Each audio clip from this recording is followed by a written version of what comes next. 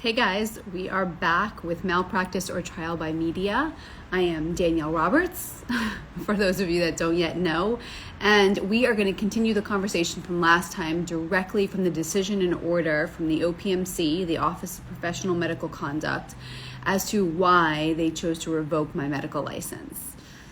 So we had an hour-long conversation about this last time, and it was fabulous. We went point by point as to the reasons they were justifying the revocation of my medical license.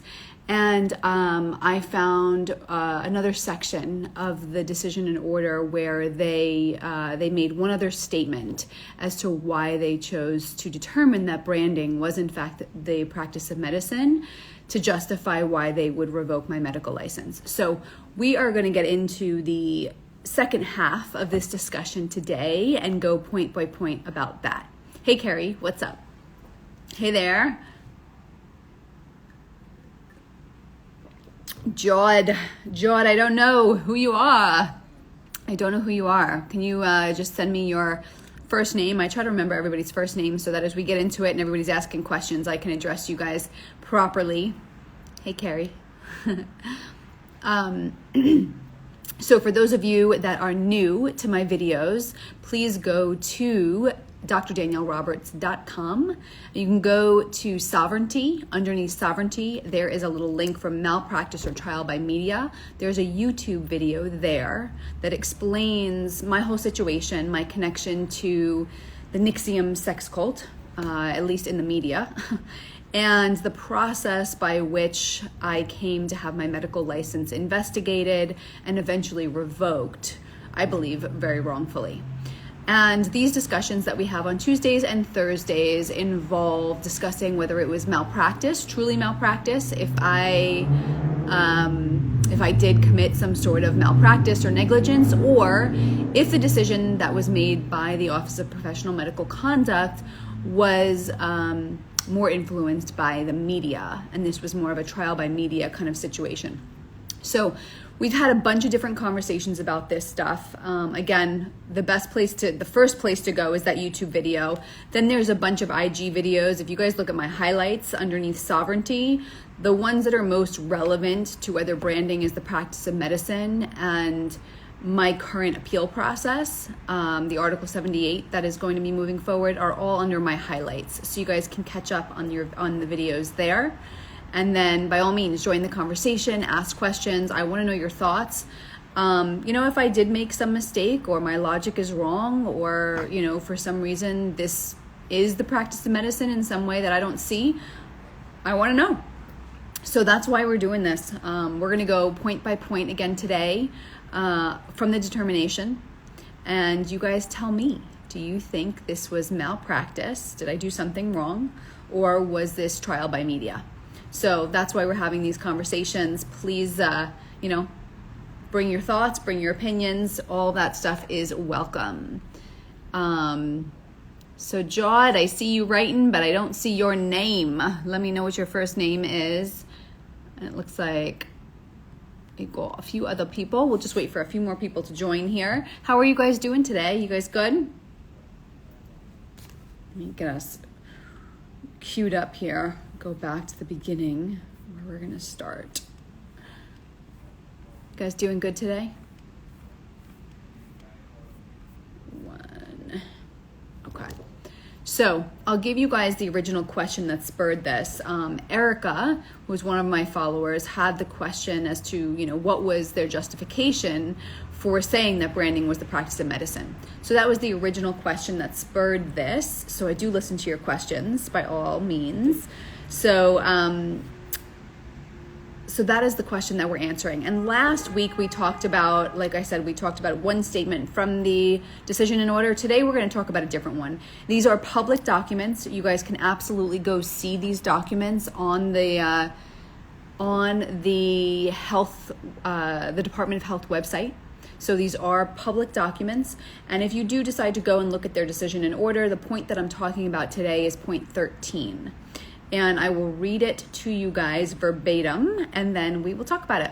So their statement is, the respondent's conduct in performing the brandings on SE, AM, JG, CG, and AC, and LS and other women constituted the practice of medicine as by a physician. So the initials are just because we're going to keep the women who were part of the DOS sorority. We were going to keep them unnamed at the time, but most of them have gone public at this point. But we'll keep them. Some of them haven't. We'll keep them that way. So it says the respondent's conduct in performing the brandings on these women constituted the practice of medicine by a physician, period. So they're stating that branding is in fact the practice of medicine. Boom.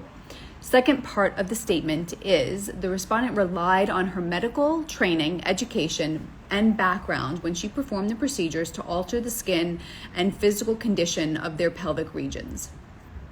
Okay, I want to go over this very carefully because this is very interesting. So the respondent, which is me, relied on her medical training, education, and background when she performed the procedures to alter the skin and physical condition of their pelvic organs. So they're saying two things. One, this was the practice of medicine because I relied somewhat on my medical training, my education, and my background. So yes, you can't separate me from my education in any way, shape, or form, right? I mean, I've had the education. I can't unknow the stuff. That's a big part of it. Hey, what's up? How you doing? Nice to have you join. We are getting into it again. We're going over the decision and order by the OPMC and why they're constituting branding as the practice of medicine. So, hey, Rhoda, how's it going, babe? Good to see you guys' faces. I'm glad more people are jumping on here. So we're looking at point 13, the justification for the board's decision to say that branding was the practice of medicine so they could revoke my medical license. Point 13, the respondent's conduct in performing the brandings on XYZ women constituted the practice of medicine as a physician, period. The respondent relied on her medical training, education, and background when she performed these procedures to alter the skin and physical condition of their pelvic regions. Okay, so they're saying I relied on my medical training, education, and background when I performed these procedures, which we'll get into in a second. So, hey, Karen, what's up, babe? So, yes, as I said, medically trained, have the education, have the background. I can't separate myself from that. However, I have that same training when I teach an aerobics class, right? I have that same training when I do personal training, but I'm in a different role. So I use, of course, I'm going to use the skills and the education that I know in my aerobics classes, in my personal training classes. But that doesn't mean I'm held to the standard of a doctor because I have that education, because I might bring a higher level of skill or knowledge to what I'm doing. You're still held to the standard of a personal trainer or an aerobics instructor in the gym. And in this situation, I was in the role of a branding technician, a tattoo artist, a body modification artist. This was not, a sorority member. This had nothing to do with the practice of medicine in that way. So they're trying, one of their justifications is that I relied upon this background in order to be able to do this process. I will make one other distinction. The branding process, again, I'll repeat myself, is not taught in medical school. It's not taught in surgery residency. It's not taught anywhere in medical training. Where I learned the branding process from using the electrocautery machine, which can be considered a piece of medical equipment, but it can be bought from any layperson. You do not need to be a doctor. You do not need to be a medical professional to buy an electrocautery machine. Any one of you can go right on any supply store website and buy one right now.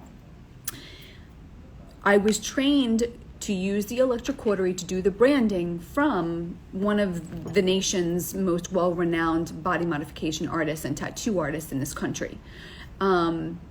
And I would much prefer to be trained by that person to do this than I would have even their expert witness, Dr. Grant, who is a well-renowned surgeon.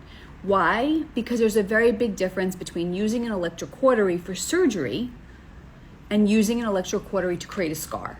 Typically in surgery, you want to stop bleeding, you want to cut into organs, you want to cut through skin to be able to do surgery, and you want to minimize the scarring. So you use it in a very different way.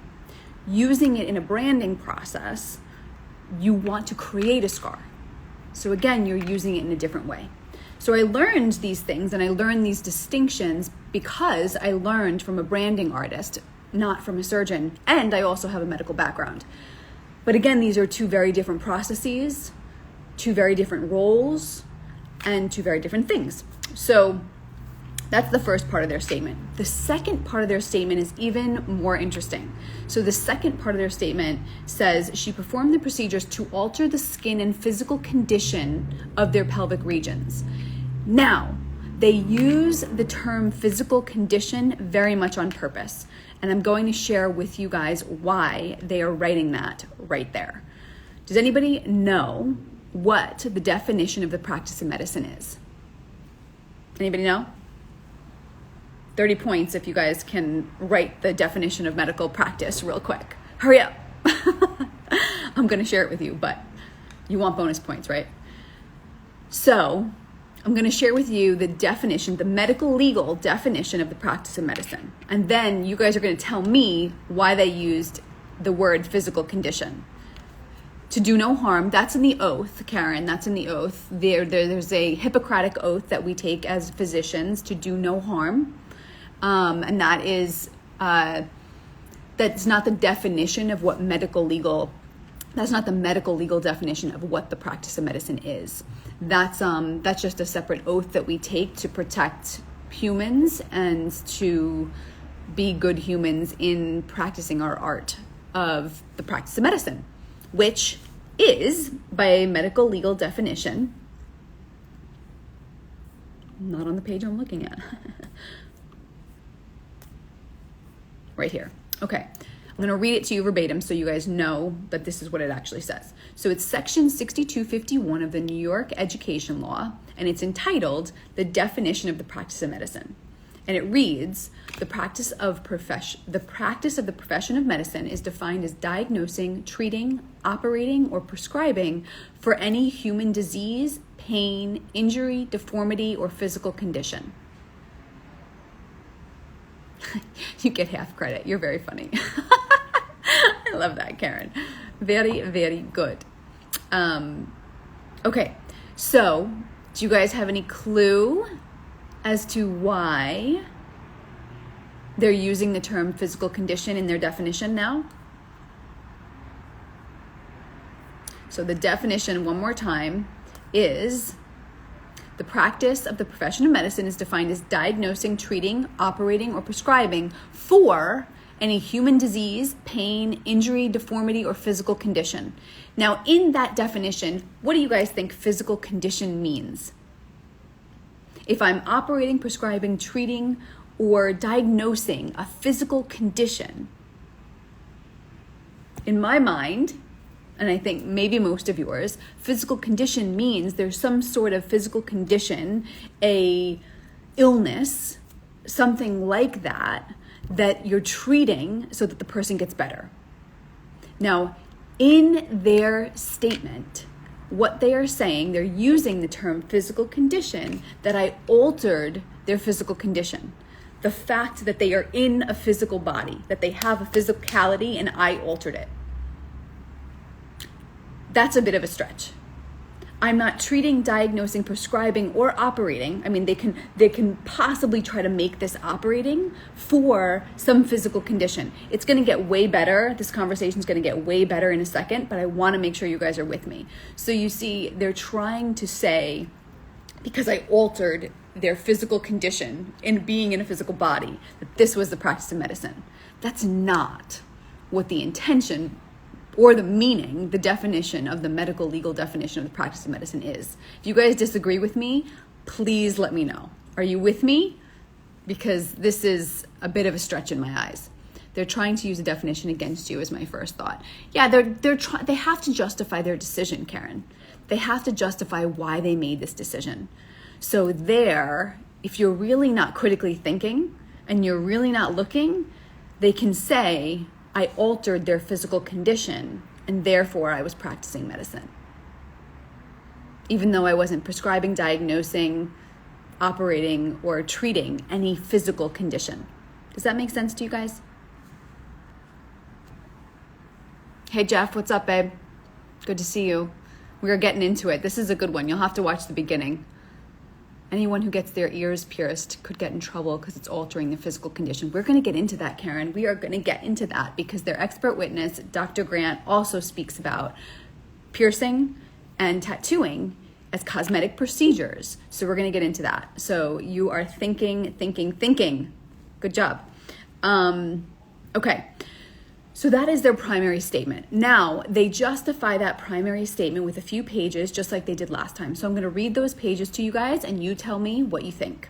So I'll read this one more time. Again, their justification, we're looking at, is branding the practice of medicine? Because that's what if branding is the practice of medicine, then I didn't follow the medical standards, and they should revoke my medical license. 100%. I don't argue with that. But if branding is not the practice of medicine, then I was not required to uphold the standards of medical care while doing this process. I still upheld very, very high standards, and everyone had a very good experience. But besides that, I mean, they changed their mind afterwards. That's a whole different story. But during, but that's the whole crux of this conversation.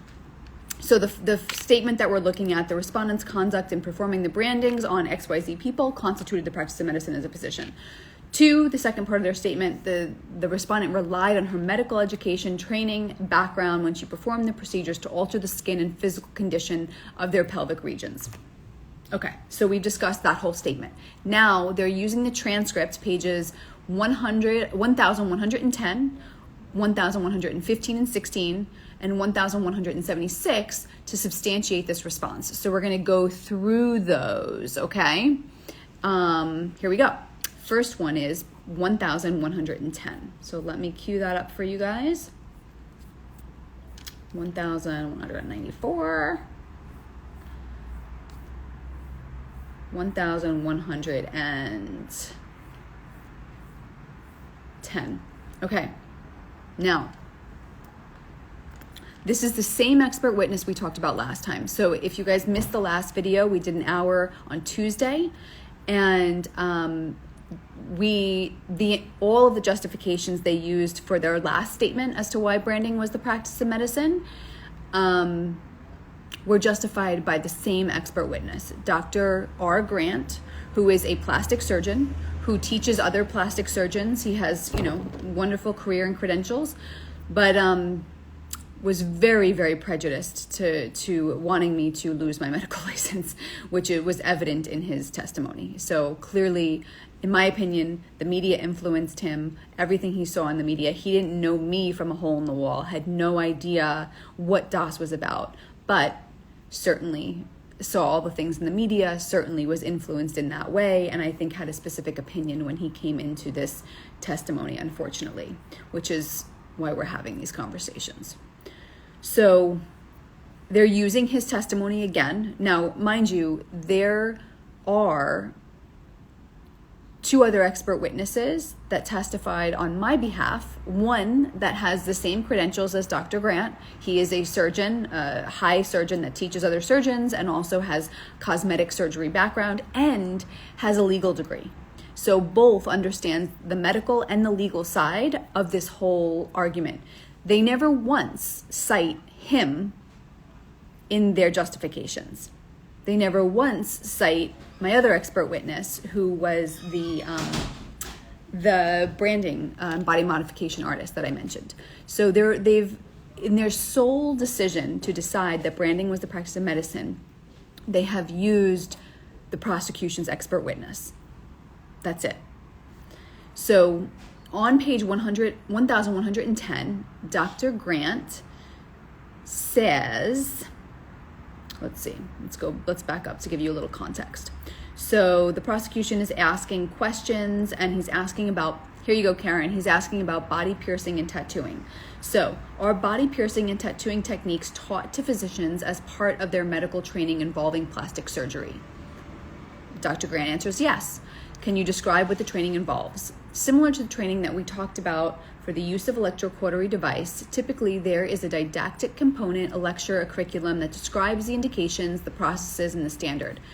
There is usually a period of observation or participation, and then progression is through observation, training, performing and the procedure under direct supervision until the time the mentor supervisor deems that they are able to perform it without any direct on-site supervision. Okay, so the next question. Dr. Roberts testified that branding of the DOS women with the electrocautery device was a very non-invasive process. What is your assessment of her testimony in that regard? He says, I disagree. I think violating the epidermis and getting into the deeper layers of skin by definition are an invasive procedure. And the last part of this page is, would it be fair to further say that Dr. Roberts altered the skin of the DOS women when she branded them? His answer, yes. Could that be compared in some ways to altering the skin of your patients that you have pierced their ears or belly buttons under the same circumstances? And he says yes. So we'll take it part by part. So the first part is that they're essentially comparing this to ear piercing and belly button piercing cosmetic procedures within the practice of medicine, within plastic surgery. And they're trying to say that essentially because the skin was altered by piercing, that because the skin was altered by branding, it's the same thing. It's a surgical cosmetic procedure. Now, this is a bit of a stretch. I mean, for a few reasons. I mean, one, most physicians are not trained in ear piercing. They're not trained in cosmetic tattooing. This is a very small subset of surgeons, a subset of a specialty that is taught to do cosmetic tattooing and piercing. And I remind you that branding is not taught, even to that small subset of physicians. He never once mentions that branding is taught to them, because it's not. It's not taught anywhere in their education at all. Okay, so that's very important. Two, what also is very important is that you do not need a license in New York State to practice branding or to do a brand. You don't need that. To do piercing, yes. To do tattooing, yes. So if a doctor did tattooing or piercing, they would be covered by their medical license. They wouldn't need a tattooing license to do it. But if they do branding, they do not need a medical license because there is no license needed in New York State. So there are some, as much as they're trying to compare it to piercing, there are some similarities, right? You're altering the skin, doctors do it, all this stuff. But there are some very clear distinctions that they're not mentioning here. Okay, so that's the first part. The second part is Dr. Roberts testified that the branding of the DOS women with an electrocautery device was a very non-invasive process. Now, I did testify to that. I said it was a very minimally invasive process, essentially, which I think is true. You know, I mean, if you look at any surgery, if you look at a minimally invasive surgery, and minimally invasive surgery is typically, you know, entering the body cavity in some way. You know, it's a minimally invasive because they're making a smaller incision.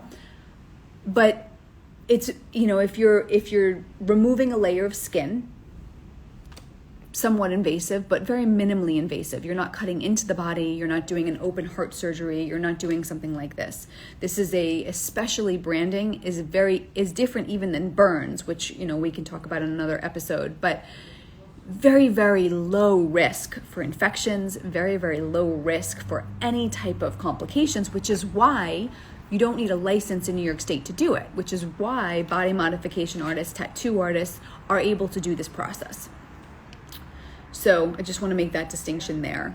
And then the last part of this page states, would it be fair to say that Dr. Roberts altered the skin of the DOS women when she branded them?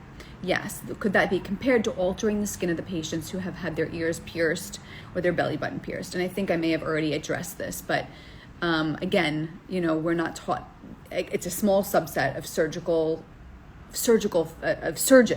small subset of them, the cosmetic subset, that is taught piercing and tattooing, but they're not taught branding at all. And it's a very different process.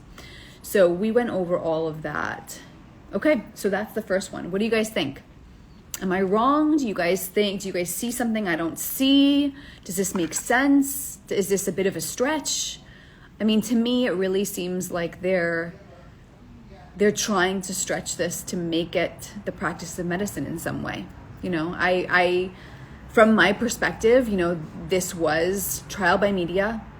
They're trying to justify the decision to take my medical license because they didn't understand or like what I was doing, because this was a very controversial, high-profile case in the media, and because it was socially unacceptable.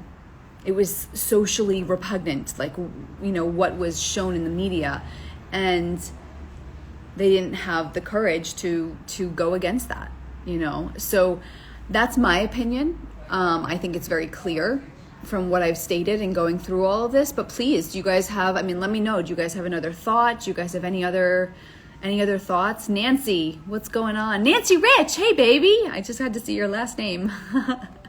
Nice to see you, babe. Thanks for joining. Karen says, that is insane. You have young girls working at Claire's to pierce ears. I said the same thing earlier. Yeah, exactly. They have no medical training or anything like that. I'm mind blown. Yeah. I mean, clearly, if you're thinking ethically, I think one of the things that gets lost in our system is that our system is very rule-based. Again, all they're doing is trying to justify their gut feeling. They don't feel good. They don't understand it. And they're justifying their desire to take my medical license based on rules. They're not really ethically thinking about the situation. I mean, doctors were given the ability to do ear piercings and cosmetic tattooing because we have a degree far superior to what's, you know, the license that would be needed at Claire's jewelry shop to do ear piercing. But if somebody goes to their plastic surgeon and wants them to pierce their ears, okay, fine, you can do it. You know, it's clearly not based on, you know, they're not thinking this through. I mean, I'll get into more later. So if you guys are clear on that one, let's go into the next one. Okay, so the next one is they substantiate their decision with pages 115 and 116. So let me take you 1,115, 1,116. So let's go to those pages. Okay. I gotta breathe when I do these. Okay, here we go. You ready? Next part. All right, still Dr. Grant's testimony, so they're still using the same expert witness to justify their decision. As part of that society, they were going to share a mark on their bodies. Can you describe whether, in your opinion, that would fall within the definition of purely cosmetic surgery that you have just described, or that you feel brings that within the context of the definition of your practice? Let me read it again, because I think that was unclear. Can you describe whether, in your opinion, that would fall within the definition of purely cosmetic surgery that you have just described, that you feel brings that within the context of the definition of the practice of medicine? And Dr. Grant says, yes, I agree. That same end organ, brain, that feeling of belonging, the goal of the mark on the body, helps restore and otherwise reinforce one's feelings of worth in a self-positive way, which is common to a cosmetic procedure as well. I think branding, the nipple tattooing, the belly button tattooing, all have the same end organ in place, the brain. So this is a little weird, so I don't even know if you guys can follow this, but what Dr. Grant is saying is that the reason this is the practice of medicine is because we're treating a mental pain. That was literally in earlier in his testimony. He's saying that these cosmetic procedures, nipple tattooing, other cosmetic tattooing, they're used to reinforce the feelings of positive self-worth, and you're treating low self-esteem. You're treating a mental pain. You're treating a mental condition with the piercings, with the brandings, with the cosmetic tattooings. So he's saying that because the women in DAS wanted to have a brand, they wanted to belong to a group, and therefore this is a medical procedure because I was treating a psychological condition.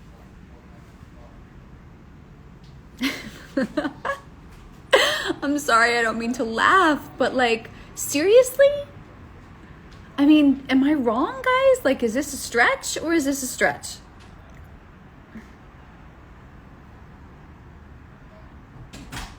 I don't even have anything else to say.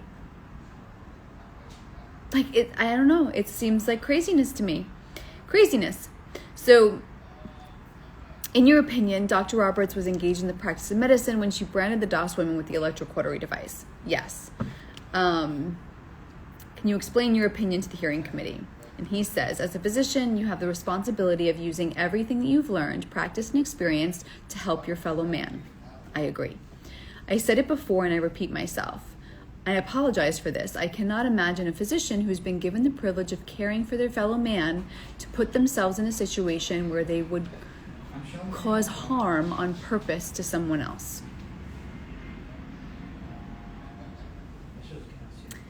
Would it be fair to say that when Dr. Roberts applied the electrocautery device to the skin of the DOS women that she was altering their health? And he says yes. She was further altering their skin. Was she further altering their skin in some way? Yes. More particularly, would it have been fair to say that Dr. Roberts branded the 17 DOS women that she was causing pain to them when she branded them without the administration of some form of anesthetic or anesthesia? Yes. Okay, let's take it, let's unpack it, let's take it part by part. Karen says, it's not a stretch, that's another planet, girl. I would agree with you, but they clearly don't. So let's take this part by part. There's a lot to unpack here, so I'm going to go part by part. So first part, as a physician, you have the responsibility of using everything that you've learned, practiced, and experienced to help your fellow man. Again, I agree. I said it before and I'll repeat myself. Dr. Grant says, I apologize for this. I can't imagine a physician who has been given the privilege of caring for their fellow man would put themselves in a situation where they would cause harm on purpose to someone else. So let's just talk about the definition of harm for 1 second, okay? Because this is a mindset issue. This is a mindset issue. This is not a medical issue. So if we look at the definition of harm and we think that causing pain equals causing harm, that's a problem. There's a bunch of different things we do that cause pain that build value that don't harm people. If I'm a personal trainer, which I was for years before I went into medicine, am I causing harm because I'm putting people through exercise that causes pain? Furthermore, I'm causing micro tears in their muscles. When they lift those heavy weights, they have micro tears and they have pain. Is this causing harm? Because there's pain, because there's micro tears, am I harming them? Fuck no. No. As human beings, we experience pain. We experience stress. If you intentionally use that stress and pain to help yourself get stronger, that builds value. That is the opposite of harm. Harm, in my opinion, is to destroy value. It's not even my opinion. That is a definition. You destroy value, that's harmful. Now, choosing to participate in something where women consented and wanted to get stronger, that was the purpose of DOS, wanted to join an organization where they would be pushed, where they would be coached, where they would be put in situations where they would get stronger, knew about the brand when they joined, consented to this process and wanted to go through a process that was hard, that was painful, so that they could feel strong, so that they could feel self-esteem, so they could build strength intentionally and purposefully, physically, emotionally, and thought-wise. That is not harm. I take my vow to do no harm very seriously. This was to build value. This was to build strength in women. This was not to harm someone. It was intentional. And this is a mindset issue. If we look at our current medical system, and you look at the mindset of our current medical system, first of all, the reason I built my company is because our medical system is killing people. Our medical system is killing people. It 100% supports, not all the time, I shouldn't say all the time, but in many situations, what it's supporting is that people are coddled, they're given painkillers, they're given aspirin, they're given all sorts of things so that they never have to feel discomfort. They're given antidepressants so they don't have to feel their emotions. They're given pain meds so they don't have to feel their body. They're given antipyretics or fever medications so their bodies don't have to mount a normal immune response to an infection. They do everything they possibly can so that humans do not have to experience discomfort. That will kill you. This world involves pain. This world involves striving and challenges and excitement and being able to overcome those challenges.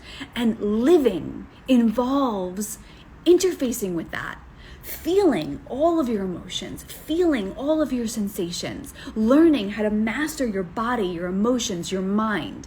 That is living. That is what helps an organism to heal and to thrive. You take away their emotional sensation, you take away their physical sensation, you make them weak, and they will die. And that is what COVID did. That is what wearing masks did. That is what a whole bunch of what we do in our conventional medical system does. Using pain, stress, working out, pushing yourself intentionally, not driving yourself into the ground, but intentionally using those things creates a resilient, strong, thriving, joyful human being. You choose which side of the medical system you want to be on. So I get a little passionate about this. But that is what they're using to substantiate that branding is the practice of medicine. And that what I did violated my vow to do no harm. And I'm sorry. I think I've thought way more deeply than these physicians have about causing harm to a human soul and to a human being. And I'm not going to cry.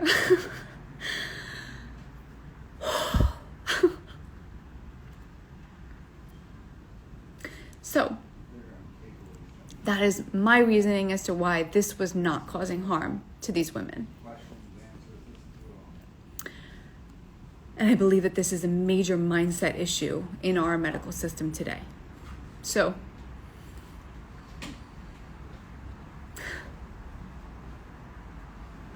yeah, I love you guys. And if anyone tries to weaken you in that way, don't allow it.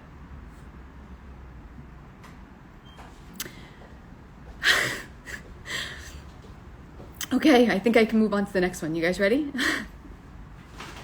So, the next one. Let's see. Yeah, actually, go downstairs. Okay, next one. So, that's 115 and 116. The last page, and then we'll be finished with today's discussion. The last page is 1176 that they use to substantiate this argument. 1176. Okay. I teach emotional mastery, right? I have to be able to pull it together. We can be passionate, we can be angry, we can cry, we can feel it all. It's important, but we have mastery over it. So that's the reason I teach what I teach. So this is being an alive and thriving human. 1176. 1130. Please, if you guys think I'm wrong, challenge me, please. I've been challenged plenty. I can take it. Please, go ahead. If you have a different opinion, if you have a different thought, please let me know. 1176. Almost there. 75, 76. Okay, last page. You ready? Okay. We're still talking to the same expert witness, Dr. Grant. Same expert witness. They've never used another expert witness to try to substantiate their point. Certainly have not even looked at the testimonies from my expert witnesses. Okay, here we go. The question is, Dr. Roberts testified that she did not prepare medical records for the DOS women she branded with an electrocautery device because they were not patients and she was not engaged in the practice of medicine. True. What is your assessment of Dr. Roberts' position? Dr. Grant says, I disagree. I think as a doctor, she was doing a medical procedure, therefore has to uphold the standards of medical practice noted to performing procedures on a patient. Okay. So they're essentially going based on Dr. Grant's opinion that this was a medical procedure for the reasons we just discussed as to why they're substantiating it. And if this is a medical procedure, then I would have to be held to the standards of medical practice. Now, I 100% agree with that. If this were a medical procedure, I would absolutely be held to the medical standards, to the standards of a medical procedure. The problem is this wasn't a medical procedure. This was a branding process, and there are very different standards for that process. There are still standards, and those standards are still important, and I upheld those standards, to be clear. But this was not a medical procedure. So they're basing their decision based on Dr. Grant's opinion, and that's the reason they are revoking my medical license. I'm going to read the rest of the page for completeness sake, but next question is including the medical record keeping, and he says including the medical record keeping, insinuating that of course I should have been keeping a medical record. And again, if these were my patients, I absolutely would have. There is not one patient that I've ever seen that I have not kept a medical record for. They've never asked me for any of my patients' medical records. Never. Not one. I mean, none of these people were my patients. So now, the last question, 2 questions more. Dr. Roberts also testified that she looked at the photographs of the branding wounds of the DOS women and used her knowledge and experience as a physician to evaluate these pictures. Would photographs of burn wounds be part of a medical record kept and maintained by a physician to monitor the healing of such wounds? Dr. Grant says yes. And again, I agree. If these were my patients and this was a surgical procedure that I was doing, any other patients that I've ever done a procedure on, you can take a picture, you can include that in the medical record, you keep all your procedural notes, 100%. Last question, Dr. Roberts also testified that she used her medical training in looking at the healing of the branding wounds. In your experience, would that be consistent with the physician engaged in the practice of medicine? And Dr. Grant says yes. So, yeah, I agree. If this were, if I were doing some sort of medical procedure and I was looking at the wound or the burn, if this was somebody that spilt hot water on them and they came to me for a 2nd-degree burn, which is very different than a brand burn, by the way. If they did, then I would be using my medical knowledge to evaluate that and see if they need medical attention. In this case, you can't separate me from my medical knowledge or my medical training. I'll always have that. However, you apply it differently in different roles, and there are different standards. So in this particular role, yes, I'm able to evaluate if somebody has signs of infection, but most tattoo artists and branding artists are also able to do that. And if I were a branding artist or a tattoo artist, or the branding artists and tattoo artists that I have talked to or learned from, if they think that the brand is getting infected, what do? They refer the client to their doctor or to an urgent care center. In this situation, what was my role? I used my knowledge, just like I would, or like a branding technician would, to evaluate to see if they had any signs of infection. And if they did, my role was to refer them to an urgent care, refer them to their medical doctor. And that was very clear within the agreement and within the process, within the sorority. So that's what I have for you guys today. These are the direct words from the decision and order, from the OPMC's decision and order to revoke my medical license. These are the reasons that they're using to substantiate their decision. I've read all of the rest of the determination and order, the decision and order, None of the rest of the decision and order addresses whether branding is the practice of medicine. The rest of it is all the fact that I didn't adhere to different standards. So you have now heard all of the points, all of the pages that they've used to substantiate their decision. And in all of their pages in deciding whether branding was the practice of medicine, they've not once looked at the testimonies or cited the testimonies of my expert witnesses, who were just as well credentialed, if not more credentialed than theirs. So there's that. There's the arguments I've showed you guys. Please tell me, do you guys think did I commit some sort of medical malpractice? Was I negligent? Was I wrong? Did I do something bad to hurt people? Did I harm people? Or is this trial by media? And if you guys think this was trial by media, please support me.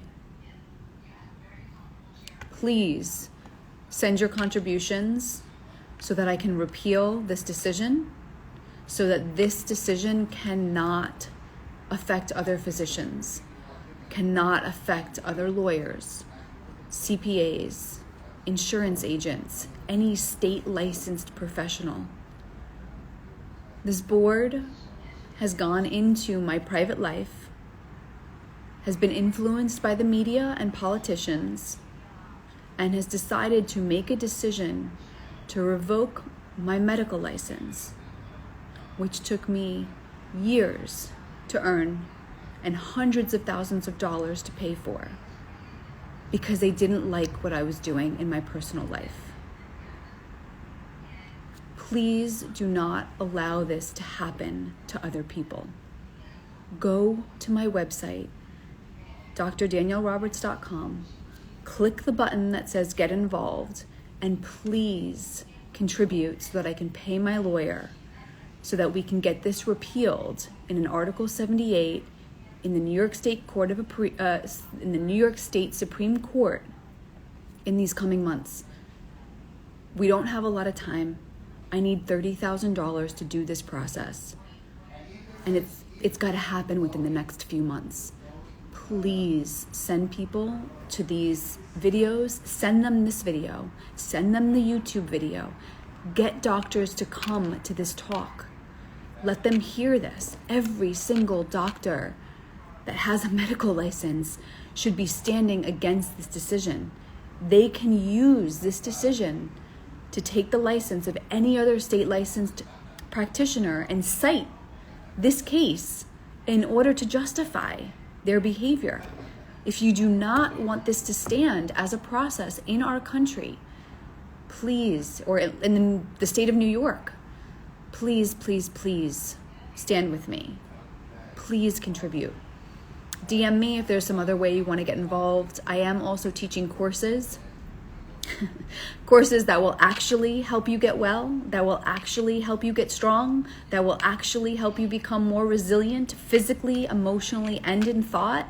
And if you guys want to learn those things, if you want to change your health, your vitality, your life, your mindset, please DM me. I do interviews on a regular basis to see if my courses are a good fit for both of us, in both directions, if it will help you get what you want, and if you guys are a good fit for the program. So if you want to do an interview, 15-minute interview, free, please DM me. If you guys want any other information or you want to get involved in any other way, there's so many other ways to get involved. Just DM me and we will find a way that you can also get involved and help and make sure this doesn't happen to anybody else.